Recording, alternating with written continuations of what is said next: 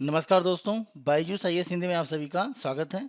आज हम आपके सामने 6 नवंबर 2021 के दैनिक क्विज प्रस्तुत कर रहे हैं, जिसमें द हिंदू अखबार, इंडियन एक्सप्रेस, पीआईबी और भारत सरकार के विभिन्न मंत्रालय और विभाग से संबंधित प्रमुख समाचारों के आधार पर प्रारंभिक परीक्षा के प्रश्न आपको दिए जाते हैं। आज के अपने पहले प्रश्न को हम देखते हैं। आसाम के चाय बागान समुदाय के संदर्भ में निम्नलिखित कथनों पर विचार कीजिए। पहला, ये मुख्य रूप से ऊपरी असम और उत्तरी ब्रह्मपुत्र बेल्ट के उन जिलों में पाए जाते हैं जहां चाय बागानों का उच्च संकेंद्रण है। पहला कथन सही है, क्योंकि चाय बागान से संबंधित जो व्यक्ति हैं उनकी प्रमुख जनसंख्या ऊपरी असम के क्षेत्र और उत्तरी ब्रह्मपुत्र का जो क्षेत्र है उन जिलों में प्रमुख रूप से पाई जाती है। दूसरा, असम में चाय बागान में काम करने वाले व्यक्तियों के कल्याण के लिए वहां की सरकार की तरफ से चाय जनजाति कल्याण विभाग को अलग से स्थापित किया गया है, तो दूसरा कथन भी सही है। तीसरा, इस समुदाय के आदिवासी अनुसूचित जनजाति का दर्जा प्राप्त करने के लिए दशकों से संघर्ष कर रहे हैं, जिससे असम में उन्हें वंचित किया जा रहा है। हालांकि भारत के अन्य राज्यों में उनके समकक्षों को उक्त स्थिति पूर्णतः प्राप्त है। जैसे अगर हम चाय बागान में काम करने वाले अन्य राज्यों में व्यक्तियों को देखें, वो चाहे हम तमिलनाडु की बात करें, केरल की बात करें, कर्नाटक की बात करें, वहाँ पर इनको जनजाति का सामान्यतः दर्जा दिया गया है। लेकिन असम में अभी भी चाय बागान में काम करने वाले जो व्यक्ति हैं वो जनजाति का दर्जा प्राप्त करने के लिए संघर्ष कर रहे हैं। तो तीसरा यहाँ पर आपका सही है, इसीलिए आंसर आपका डी है, क्योंकि तीनों कथन यहाँ पर सही हैं। यह प्रश्न हमने आपसे इसलिए पूछा है क्योंकि असम कैबिनेट के द्वारा एक निर्णय लिया गया है जिसके माध्यम से असम सरकार के द्वारा जो संचालित मेडिकल कॉलेज हैं वहां पर चाय बागानों में काम करने वाले जो चाय जनजातियां हैं उनसे संबंधित परिवारों के जो बच्चे हैं उनके लिए सीटों का आरक्षण एक तरह से किया जा रहा है। आज के दूसरे प्रश्न को हम देखते हैं, ईरान और P5+1। P5 का मतलब संयुक्त राष्ट्र संघ में सुरक्षा परिषद, सिक्योरिटी काउंसिल, उसमें जो 5 स्थायी सदस्य हैं वो P5 कहलाते हैं, जिसमें संयुक्त राज्य अमेरिका शामिल है, चीन शामिल है, रूस शामिल है, फ्रांस और यूके। इसी के साथ साथ +1 में यहाँ पर जर्मनी को अलग से शामिल किया गया है। तो P5+1 जो देश हैं उन्होंने ईरान के साथ 2015 में एक समझौता हस्ताक्षर किया था, जिसको JCPO समझौता कहा जाता है, joint comprehensive plan of action. इसके माध्यम से ईरान का जो परमाणु कार्यक्रम था उसको एक तरह से नियंत्रित करने का प्रयास किया गया था, और वहां पर एक तरह से यह शर्त रखी गई थी कि ईरान पर जो प्रतिबंध हैं वो हटाए जा सकते हैं अगर इस समझौते के अंतर्गत ईरान को यूरेनियम संवर्धन की जो सीमा है अगर वो उसका पालन करता है। इस प्रश्न को अगर हम आगे देखें तो ईरान को यूरेनियम संवर्धन करने की जो सीमा है वो दी गई थी 3.67%, यानी इससे ऊपर वो यूरेनियम का संवर्धन नहीं कर सकता है। अगर हम इसके विपरीत देखें, अगर संवर्धन को 90% या उससे ज़्यादा किया जाता है तो इस प्रकार का जो यूरेनियम होता है उसका उपयोग परमाणु हथियारों में किया जा सकता है। तो आप ध्यान रखें, JCPO जो समझौता था ईरान का P5+1 देशों के साथ, उसमें ईरान को यह कहा गया था कि आप जो यूरेनियम का संवर्धन कर रहे हैं उसको 3.67% से ऊपर आप नहीं करेंगे। यहां पर अगर आप प्रश्न में देखें तो आपसे यही पूछा गया है, तो यहां पर आपका आंसर हो जाता है सी, क्योंकि 3.67 ये लिमिट है ईरान के लिए, और 90% से अगर ज़्यादा कर लेते हैं तो वैसा जो संवर्धित यूरेनियम है वो परमाणु हथियारों में उपयोग किया जाता है। इसीलिए आपका आंसर हो जाता है सी। यह प्रश्न हमने आपसे इसलिए पूछा है क्योंकि यहाँ पर ईरान की तरफ से जो उनकी परमाणु एजेंसी है उसने एक सूचना दी है कि उनके पास लगभग 210 किलोग्राम एक संवर्धित यूरेनियम का भंडार है, और ये यूरेनियम जो संवर्धित है वो 20% तक है, जबकि JCPO समझौते में उसको केवल 3.67% की एक तरह से छूट दी गई थी। तो यहाँ पर आप कह सकते हैं कि ईरान और पश्चिमी देशों के साथ जो बैठकें होने वाली हैं उसको लेकर एक तरह से स्थितियां साफ करने के लिए ईरान के द्वारा यह बयान दिया गया है। जब हम यूरेनियम संवर्धन की बात करते हैं तो इसका मतलब होता है कि प्राकृतिक जो यूरेनियम है उसमें एक समस्थानिक की जो मात्रा है उसको बढ़ाना। अगर हम प्राकृतिक यूरेनियम में देखें तो यूरेनियम 235 की जो मात्रा है वो 0.711% होती है, यानी 1% से भी कम। जब इसका संवर्धन किया जाता है तो संवर्धन का मतलब यह रहता है कि यूरेनियम में जो यूरेनियम 235 समस्थानिक है इसकी मात्रा को बढ़ाना, तभी यूरेनियम प्रमुख रूप से नाभिकीय अभिक्रिया के लिए तैयार हो पाता है। तो अगर हम देखें, जब हम कहते हैं कि निचले स्तर पर संवर्धित यूरेनियम यानी लो एनरिच्ड यूरेनियम, इसका मतलब है कि जो सामान्य प्राकृतिक यूरेनियम है उसमें यूरेनियम 235 की जो मात्रा है वो 3 से 5% तक बढ़ा दी गई है, और बचा हुआ भाग यूरेनियम 238 का रहता है। तो इस प्रकार जो यूरेनियम प्राप्त होता है इसका सामान्यतः जो हमारे परमाणु बिजली घर हैं वहां पर ईंधन के रूप में उपयोग किया जाता है। अब नए प्रकार के जो एडवांस आपके न्यूक्लियर रिएक्टर हैं, वहां पर अगर हम देखें तो जो ईंधन के रूप में उपयोग किया जा रहा है यूरेनियम, उसमें जो यूरेनियम का संवर्धन है वो 5 से 20% किया जा रहा है। यानी यूरेनियम 235 को 5 से 20% लाया जा रहा है। जहां तक हम बात करें हाईली एनरिच्ड यूरेनियम यानी अत्यधिक संवर्धित यूरेनियम, इसका मतलब होता है कि प्राकृतिक यूरेनियम में यूरेनियम 235 जो समस्थानिक है उसको 90% या उससे ज्यादा कर दिया जाता है और बचा हुआ भाग यूरेनियम 238। ऐसी स्थिति में ये जो आपका यूरेनियम होता है जिसको हम अत्यधिक संवर्धित यूरेनियम कहते हैं, यह परमाणु हथियार बनाने में उपयोग किया जा सकता है। अगले हम प्रश्न को देखते हैं, वायु गुणवत्ता सूचकांक के संदर्भ में निम्नलिखित कथनों पर विचार कीजिए। यह कुल 10 प्रमुख वायु प्रदूषकों को मापता है। तो ध्यान रखें इसके द्वारा 8 वायु प्रदूषक हैं वो मापे जाते हैं। दूसरा कथन हम देखते हैं 401 से लेकर 500 तक का अगर वायु गुणवत्ता सूचकांक में मान आता है तो वायु गुणवत्ता की जो एक तरह से रीडिंग है उसको गंभीर या सीवियर माना जाता है। ये दूसरा कथन बिल्कुल सही है। तीसरा कथन हम देखते हैं PM 2.5 यानी पार्टिकुलेट मैटर 2.5 2.5 माइक्रोन से कम त्रिज्या वाले सूक्ष्म कणों की सघनता को संदर्भित करता है। यहां आप ध्यान रखें जब हम पार्टिकुलेट मैटर 2.5 की बात करते हैं तो 2.5 माइक्रोन से कम त्रिज्या की जगह आपको क्या लेना है, व्यास। तो ध्यान रखें यहां पर त्रिज्या न होकर व्यास होता है। अगर मान लीजिए ये हम यहां पर एक सर्किल को बना लेते हैं तो ये हिस्सा त्रिज्या का भाग है और ये आपका व्यास या डायमीटर है। तो यहां पर जो कणों का आकार है वो व्यास या डायमीटर के आधार पर होता है, ना कि त्रिज्या के आधार पर। इसीलिए तीसरा कथन यहां पर गलत हो जाता है। पहला भी कथन गलत था, तीसरा भी गलत है। आपसे गलत पूछा गया 1 और 3, ये दोनों गलत हैं, इसीलिए आंसर आपका हो जाता है सी। यहां पर यह प्रश्न हमने आपसे इसलिए पूछा है क्योंकि दिवाली के बाद की जो स्थिति है दिल्ली NCR का जो क्षेत्र है वहां पर अगर हम देखें तो वायु प्रदूषण की जो स्थिति है वो काफी गंभीर हो गई है और वायु की जो गुणवत्ता है वो सीवियर या गंभीर जो श्रेणी उसमें पहुंच गई है। आप ध्यान रखिए अगर हम एयर क्वालिटी इंडेक्स की बात करें वायु गुणवत्ता सूचकांक की तो यहां पर 8 अलग अलग जो प्रदूषक हैं वो मापे जाते हैं। पार्टिकुलेट मैटर 10 यानी 10 माइक्रोन या उससे कम का, पार्टिकुलेट मैटर 2.5, इसी के साथ साथ नाइट्रोजन डाइऑक्साइड, ओजोन को मापा जाता है, कार्बन मोनोऑक्साइड को मापा जाता है, सल्फर डाइऑक्साइड को मापा जाता है, अमोनिया को मापा जाता है और यहां पर आपका मापा जाता है लेड। इसी के साथ साथ वायु गुणवत्ता की जो कैटेगरी होती है एयर क्वालिटी इंडेक्स, इसमें अगर हम देखें तो गुड यानी एक तरह से अच्छी स्थिति, सेटिस्फैक्ट्री यानी आप कह सकते हैं संतोषजनक, मॉडरेटली पॉल्यूटेड यानी मध्यम रूप में प्रदूषित, इसी के साथ साथ पुअर, वेरी पुअर और सीवियर कैटेगरी होती है। और यहाँ गुड अगर हम देखें तो ये 0 से 50 की श्रेणी है और सीवियर गंभीर की अगर हम बात करें तो 401 से लेकर 500 के बीच में एक आंकड़ा रहता है, वो वायु गुणवत्ता को सीवियर या गंभीर श्रेणी में दिखाता है।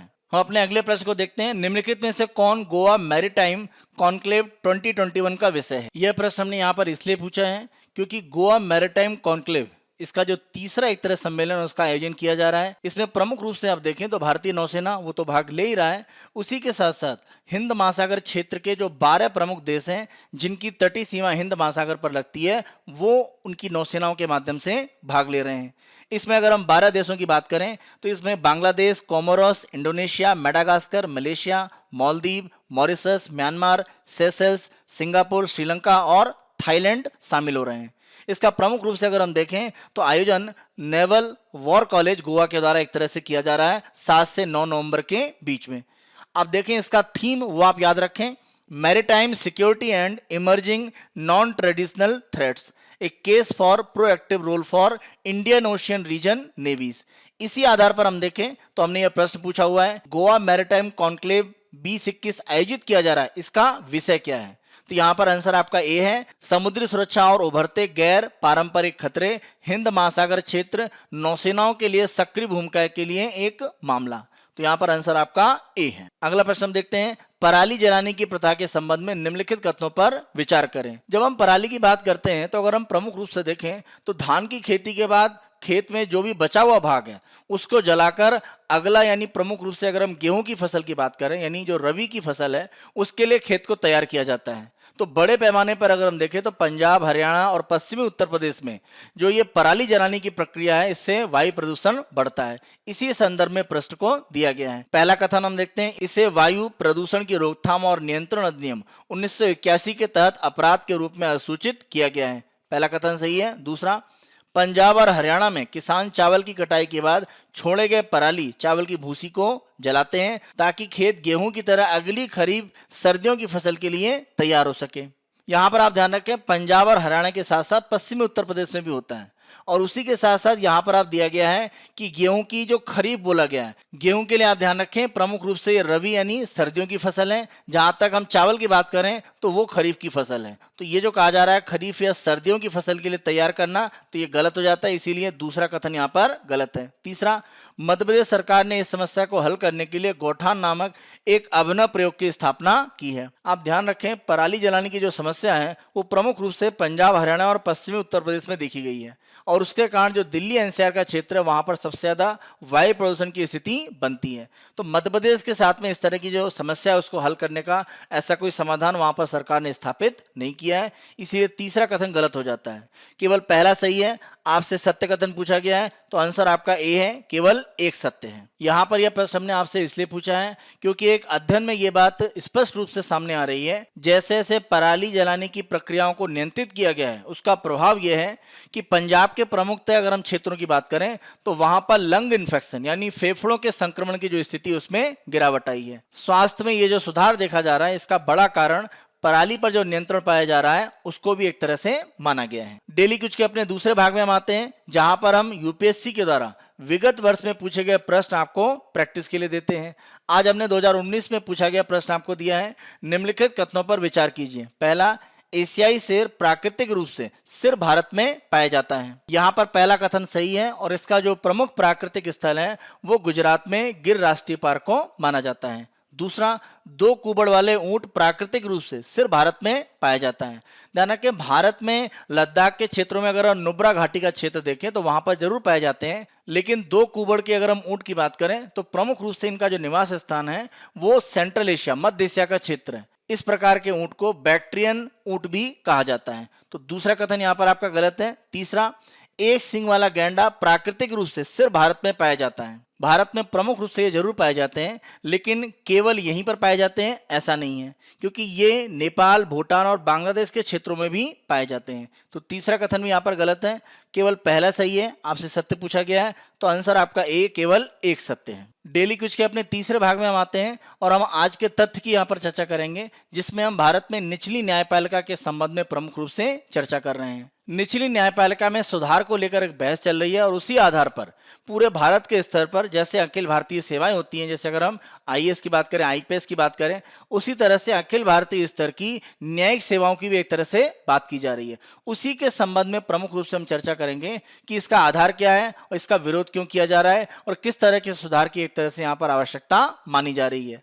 अगर हम अखिल भारतीय न्यायिक सेवा की बात करें तो यहाँ पर माना जा रहा है कि सभी राज्यों के लिए अतिरिक्त जिला न्यायाधीश और जिला न्यायाधीशों के स्तर पर जो न्यायाधीशों की भर्ती है वो केंद्रीकृत स्तर पर की जाए, जैसा यूपीएससी की परीक्षा के माध्यम से अखिल भारतीय सेवाओं में चयन किया जाता है। वर्तमान में अगर हम निचली न्यायपालिका में जिला न्यायाधीश या अन्य न्यायाधीशों की नियुक्ति की बात करें तो संविधान के अनुच्छेद 233 और 234 इसके माध्यम से प्रमुख रूप से राज्यों को इसके अधिकार दिए गए हैं। चयन प्रक्रिया में राज्य लोक सेवा आयोग और संबंधित जो उच्च न्यायालय हैं वो प्रमुख रूप से एक तरह से कार्य करते हैं। उच्च न्यायालय राज्य में अधीनस्थ न्यायपालिका पर अधिकार प्रमुख रूप से एक तरह से रखते हैं, इस कारण से उनका भी इस तरह की चयन प्रक्रिया में एक योगदान होता है। अखिल भारतीय न्यायिक सेवा की अगर हम बात करें तो उद्देश्य यही है कि राज्यों में जो निचली न्यायपालिका है वहां पर एक तरह से नियुक्ति की प्रक्रियाओं को इसके माध्यम से किया जाए। तो सबसे पहले इसके बारे में प्रस्ताव कब आया, आप ध्यान रखिए 1958 में जो हमारा विधि आयोग था उसकी रिपोर्ट आई थी, report on reforms on judicial administration. इसमें सबसे पहले केंद्रीकृत न्यायिक सेवा के बारे में विचार प्रस्तुत किया गया। आगे चलकर विधि आयोग की जो 1978 की रिपोर्ट थी उसमें दोबारा इसके बारे में कहा गया, क्योंकि ये कहा गया कि जो निचली अदालतें हैं वहां पर मामलों को अंतिम रूप में निपटारा करने में काफी देरी होती है, तो प्रक्रियाओं को आसान करने के लिए इस तरह का सुझाव 1978 में भी विधि आयोग के द्वारा दिया गया। 2006 में अगर हम देखें तो कार्मिक लोक शिकायत कानून और न्याय पर जो संसदीय स्थायी समिति थी उसने अपनी 15वीं रिपोर्ट में अखिल भारतीय न्यायिक सेवा की बात करी और उसका समर्थन किया और उसके संबंध में विधेयक प्रस्तुत करने के लिए एक मसौदा भी जारी किया, लेकिन इस तरह के सुधार आगे नहीं बढ़ पाए। अखिल भारतीय स्तर की जो न्यायिक सेवाएं हैं उन पर जो एक सुधार की बात की जा रही है कि इस तरह की प्रक्रियाओं को लागू किया जाए, तो भारत में न्यायपालिका का इस पर क्या विचार है।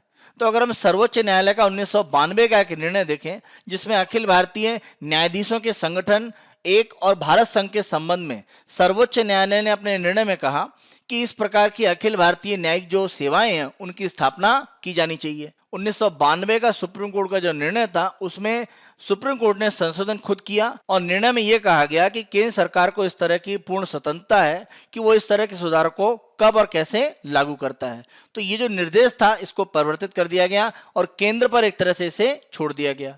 लेकिन आगे हम देखें तो ऐसी प्रक्रिया नहीं हुई। आगे चलकर 2017 में सुप्रीम कोर्ट ने जिला न्यायाधीशों की नियुक्ति का जो मुद्दा था उसी आधार पर स्वतः संज्ञान लेते हुए केंद्रीय चयन तंत्र का एक प्रस्ताव रखा कि केंद्रीय स्तर पर जिले में जो न्यायाधीशों की प्रक्रिया है, यानी निचले जो न्यायपालिका है, वहां पर एक तरह से चयन की प्रक्रियाएं होनी चाहिए। इसके बारे में 2017 में सुप्रीम कोर्ट ने अपने निर्णय में एक बात कही। जहां तक हम बात करें कि अखिल भारतीय न्यायिक सेवाओं को लेकर विरोध क्यों हो रहा है, तो प्रमुख रूप से आप देखें इसे संघवाद के विरुद्ध माना जा रहा है, क्योंकि राज्य और केंद्र के बीच में जो शक्तियों का एक बंटवारा है उसको लेकर एक विवाद बढ़ सकता है और संविधान द्वारा राज्यों को जो अधिकार दिए गए हैं उनका एक तरह से अतिक्रमण माना जा रहा है। इसीलिए इसका प्रमुख रूप से राज्य विरोध कर रहे हैं।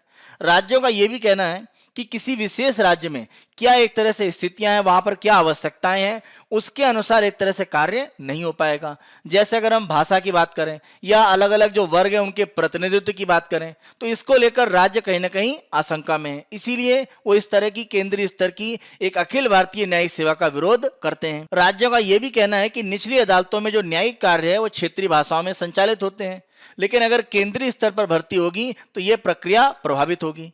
इसी के साथ साथ राज्यों का कहना है कि जाति के आधार पर जो आरक्षण की प्रक्रिया है या ग्रामीण उम्मीदवारों को आगे बढ़ाना या भाषाई अल्पसंख्यकों को आरक्षण देना, इस तरह की जो प्रक्रियाएं हैं वो केंद्रीय अगर कोई परीक्षा होगी और अखिल भारतीय सेवाएं लागू होती हैं तो ये सारे जो एक तरह से सरकार के द्वारा लाभ दिए जाते हैं वो देना आसान नहीं होगा। निचली न्यायपालिका में सुधार की जो स्थितियां बन रही हैं, अगर उस पर तेजी से काम नहीं किया गया तो निचली न्यायपालिका में जो केस पेंडिंग पड़े हुए हैं जिन पर निर्णय नहीं हो पा रहा है वो प्रक्रिया काफी बड़ी है। तो इस कारण से पूरी न्यायिक प्रक्रिया काफी लंबी हो जाती है। तो उस आधार पर भी भविष्य में इस तरह के सुधार पर विचार किया जा सकता है, लेकिन यहाँ पर केंद्र और राज्य सरकारों को प्रमुख रूप से एक साथ आना पड़ेगा अगर इस तरह का कोई बड़ा सुधार भविष्य में किया जाता है। ये हमारा 6 नवंबर 2021 का दैनिक क्विज था। आने वाले दिनों में अन्य दिनों के दैनिक क्विज हम आपको इसी तरह से प्रस्तुत करते रहेंगे। बायजूस आईएएस हिंदी को आप बहुत पसंद कर रहे हैं। अधिक से अधिक संख्या में लाइक, शेयर और सब्सक्राइब करना ना भूलें। धन्यवाद।